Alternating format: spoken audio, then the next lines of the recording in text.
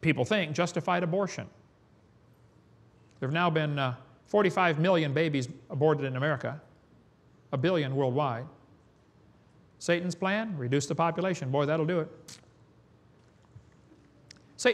This evolution theory is the foundation philosophy for humanism. Humanism is the idea that man is God. After all, there is no God out there, so we must be God. The Bible says they did not like to retain God in their knowledge. God gave them over to a reprobate mind. Do humanists believe in a supreme being? Emphatically, yes. That supreme being is man. Humanists have no knowledge of any being more supreme. The turning point in history will be the moment that man becomes aware that the only God of man is man himself. I spoke at a public school in Pennsylvania one time, and the kid sat on the second row. He said, "Mr. Hovind, I'm an atheist." I said, "Really?" I said, "You don't believe there's a God?" He said, "Oh, there's no God." I said, "Well, son, let me ask you a question. This kid's a senior in high school." I said, "Do you know everything?" He said, "Oh, no, no." I said, "Do you know maybe half of everything?" He said, "No." I said, "Well, let's just pretend for a few minutes that you know half of everything." I said, "Is it possible that God exists in the other half you don't know?" Brand new thought bounced around in his brain for a while and got lost, I'm sure. I said, "Let me ask you a question, son. If you're an atheist, how do you tell right from wrong?"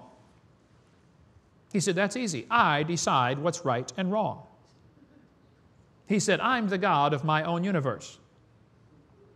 I said, "Well, I'm glad to hear about that, because I'm going to shoot you in 5 minutes." He said, "You can't do that."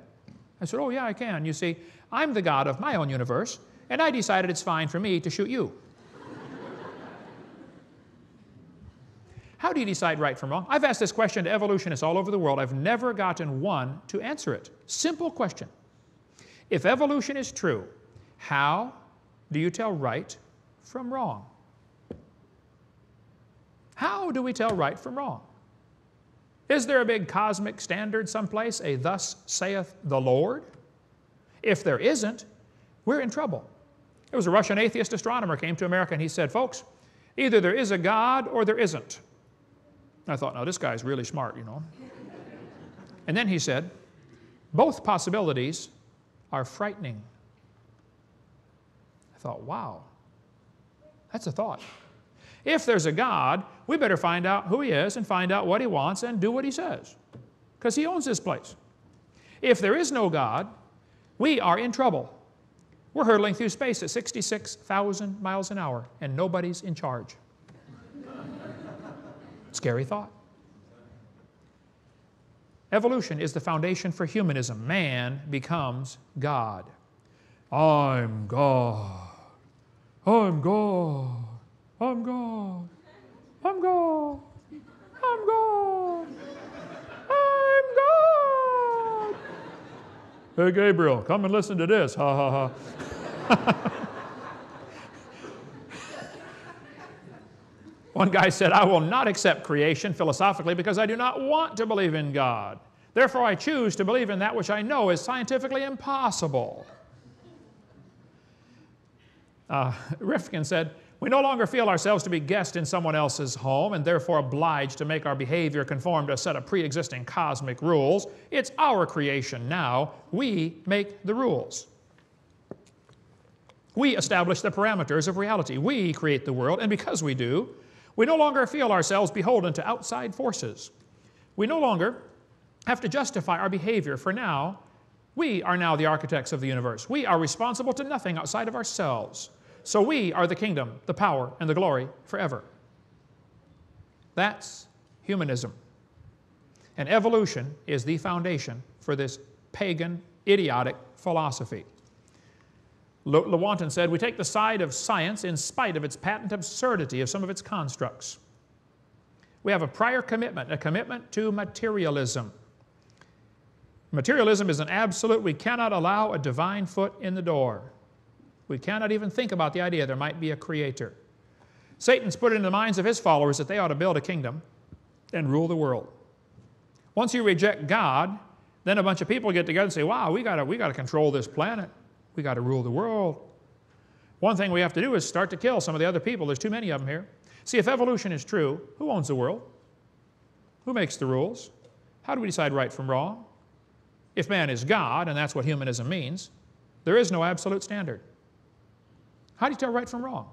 I mean, maybe Osama bin Laden should decide right from wrong for everybody. Maybe Congress ought to decide. Maybe Bill Clinton ought to decide. Right and wrong, well, never heard of that before. How do you tell right from wrong? Where's the rules?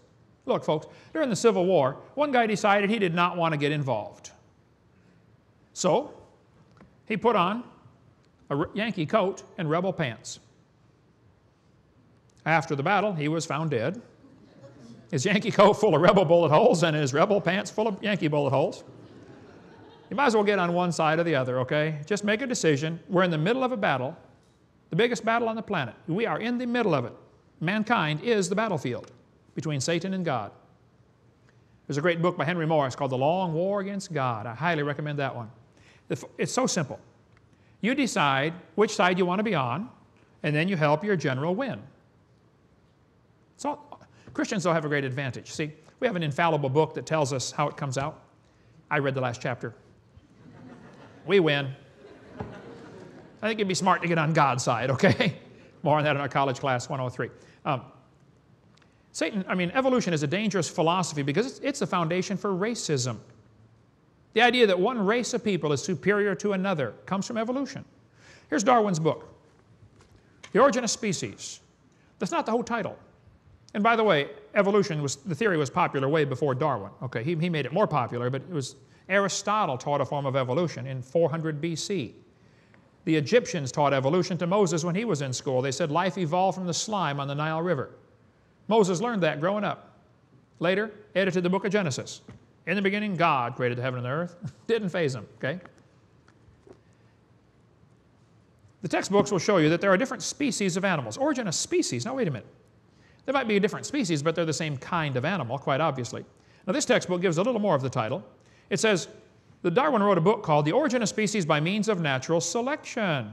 Oh, they're lying. They're not giving the whole title. I've got it right here in my hand. Here's the title of the book. The Origin of Species by Means of Natural Selection, or the Preservation of Favored Races in the Struggle for Life. Favored races? Now, Charlie, that's not politically correct. Oh, it was in 1859 when he wrote the book. We had slavery in America. Darwin thought natives were just advanced animals. Darwin said at some future period, not very distant as measured by centuries, the civilized races of man will almost certainly exterminate and replace the savage races. Darwin said from the war of nature and famine and death, the most exalted object we're capable of conceiving, the production of higher animals, follows. Higher animals. Well, see, that was popular to say in 1859. We had slavery in this country. You could buy and sell Negroes like cows.